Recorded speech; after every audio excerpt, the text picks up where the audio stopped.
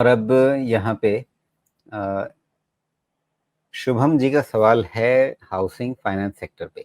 ये पूछ रहे हैं कि इस सेक्टर को जब देखा जाए तो किन पैरामीटर्स को, किन मानदंडों को ध्यान में रखा जाए कि भाई इस सेक्टर की कंपनियां आगे कैसे चलेंगी। जाहिर तौर पे लगता है कि जो एक रिन्यूड इंटरेस्ट, एक नई दिलचस्पी जगी है हाउसिंग फाइनेंस को लेकर के, वो बजाज हाउसिंग फाइनेंस के आईपीओ के आने के बाद से जगी है। लेकिन ओवरऑल इस सेक्टर को समझने के लिए क्या क्या ध्यान रखना है? देखिए, यह सिक्लिकल सेक्टर है, इसलिए सबसे ज़्यादा ध्यान आपको इकोनॉमी पे रखना है।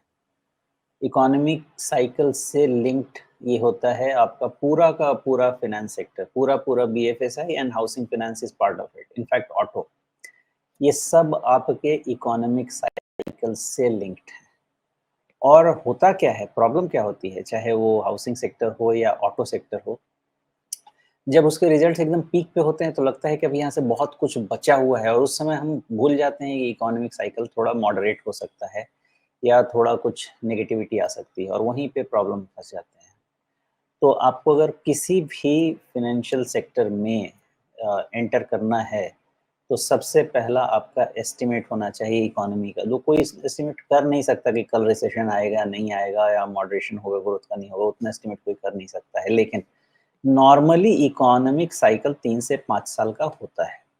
आपका स्टॉक मार्केट का बुल साइकिल करीब-करीब साढ़े 3-4 साल से, और बहुत एक्सटेंड होगा तो एक जो हुआ था, आई थिंक 2007 वाला हुआ था ना, वो कुछ 6 साल का हुआ था।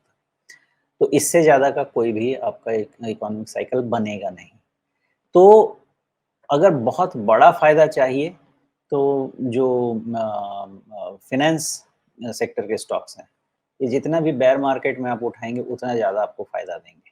क्योंकि साइकिल वीक साइकिल में एंट्री आपको बने रहना पड़ता है, खरीद के बने रहना पड़ता है।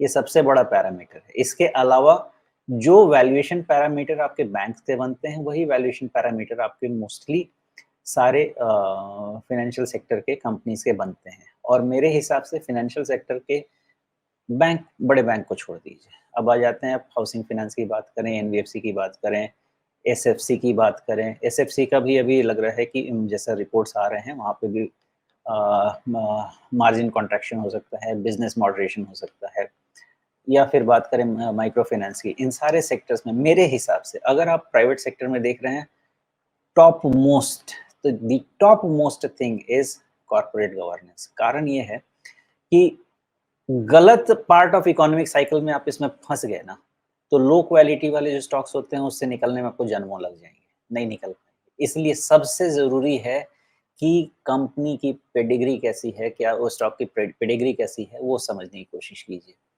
कितना भी अट्रैक्टिव वैल्यूएशन हो, कितना भी अट्रैक्टिव प्राइस प्रोजेक्शन हो, अगर पेडिग्री अच्छी नहीं है, कॉर्पोरेट गवर्नेंस या ब्रांड नेम बहुत क्लीन नहीं है, तो इसमें नहीं जाना चाहिए। समझ में ही नहीं आता है, क्या परेशान करेगा, नहीं समझ में आता है। ये दूसरा फैक्टर है। उसके बाद बाकी अपने वैल्यूएशन पे चले जाइए, प्राइस टू बुक वैल्यू देख लीजिए, रिलेटिव इंडस्ट्री पीयर के रिलेटिव कैसा है, आगे वाले 2-3 साल में जो रिज़र्व्स में ऐड करेंगे, उसके किस रेट पे ऐड करेंगे, उसके हिसाब से 2-3 साल का आपका प्राइस टू बुक कैसा है, ये सब नॉर्मल, और एसेट क्वालिटी, बाकी सब से। जी, समय पूरा हो गया, इसलिए बहुत संक्षेप में थोड़ा समझा दीजिए। मैं एलआईसी हाउसिंग और पीएनबी हाउसिंग, इन दोनों के नंबर्स देखने की कोशिश कर रहा था और उस दोनों में दिख रहा है कि टॉप लाइन कहीं पे अटकी हुई है, यानी रेवेन्यू ग्रोथ में कहीं इशू आ रहा है पिछले 4-5-6 तिमाहियों से। और एलआईसी हाउसिंग में तो ये नेट प्रॉफिट के लेवल पे भी दिख रहा है स्टैग्नेशन। पीएनबी किसी तरह से अपने नेट प्रॉफिट को तो इम्प्रूव कर पा रहा है, लेकिन टॉप लाइन ग्रोथ में वहाँ भी दिक्कत है। तो क्या जो इस इंडस्ट्री के हाउसिंग सेक्टर के लोग कुछ कह रहे हैं कि भाई अफोर्डेबिलिटी अब एक मुद्दा बन गया है, क्योंकि दाम बहुत बढ़ गए हैं मकानों के। क्या इसके चलते ये एक इशू रहेगा इस सेक्टर के लिए आगे? पिछले 3 महीनों में एक बात तो गलत साबित हुई है राजीव जी, कि जो कोएलिशन गवर्नमेंट बनने के बाद जो लग रहा था कि जो प्रीमियमाइजेशन थीम से अफोर्डेबिलिटी थीम की तरफ बढ़ सकते हैं, वो देखने को मिला नहीं है। वहाँ पे बिज़नेस नहीं दिख रहा। अभी भी चाहे वो कार्स का हो, रियल एस्टेट का हो, प्रीमियम सेगमेंट में ही दिख रहे हैं। तो प्रीमियमाइजेशन एज़ अ थीम बाहर नहीं हुई है, अफोर्डेबिलिटी एज़ अ थीम अभी भी किक ऑफ नहीं हो पा रही है, जो मैं समझ पा रहा हूँ। रियल एस्टेट में प्रोजेक्ट्स में कभी भी आप प्राइस करेक्शन नहीं देखेंगे, बिकॉज़ ये एक तरह से मुझे तो कार्टेलाइज़ेशन ही लगता है। लेकिन आप प्रोजेक्ट डिले देखेंगे, मतलब प्रोजेक्ट हैंडओवर में डिले देखेंगे। तो मैं जो रियल एस्टेट प्रोजेक्ट रीड करने की कोशिश करता हूँ, बिकॉज़ प्राइस तो आप आर्टिफिशियली होल्ड करके रखेंगे। लेकिन अगर प्रोजेक्ट का हैंडओवर डिले हो रहा है, यानी देयर इज़ सम प्रॉब्लम, मतलब या तो सेल्स नहीं हो रहा है या बिल्डर्स के पास फंडिंग का इश्यू आ रहा है। तो अगर हाउसिंग फाइनेंस कंपनीज़ को तकलीफ हो रही है, मूवमेंट नहीं हो रहा है, तो मेबी कहीं न कहीं स्टैग्नेशन आ रहा है। और ये स्टैग्नेशन खत्म होने के लिए क्या चाहिए? सबसे इम्पोर्टेंट होगा अब क्रेडिट कॉस्ट का कम होना, बिकॉज़ 2 ट्रिगर होते हैं यहाँ पे। पहला ट्रिगर ये होगा, या तो आपका प्रोडक्ट का प्राइस ही इतना अट्रैक्टिव हो कि आप हायर इंटरेस्ट रेट पे भी बोरो करके उसको आप खरीदने की कोशिश करें। लेकिन अगर उसका प्राइस बढ़ गया, तो फिर आप क्रेडिट कॉस्ट को आप बढ़ा के आपके लिए नुकसान होगा। तो अब प्राइस बढ़ चुका है, तो क्रेडिट कॉस्ट आपका नीचे आएगा, तो फिर थोड़ा बहुत इक्विलिब्रियम बेनिफिट बायर के हिस्से में आएगा और तब फ़ायदा हो या ट्रिगर आ सकता है।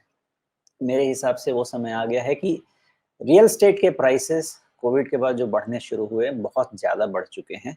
अब यहाँ पे आपको प्राइस बेनिफिट नहीं है, मतलब इन्वेस्टमेंट के हिसाब से तो कोई भी रियल एस्टेट में अभी करना कोई फ़ायदेमंद नहीं है, and therefore next trigger will be reduction in interest rate, reduction in credit cost, और वो जब होगा तब इनको फिलिप मिलेगा। अंटिल देन मुझे लगता है इनको इश्यू होना चाहिए सेल्स का। जी।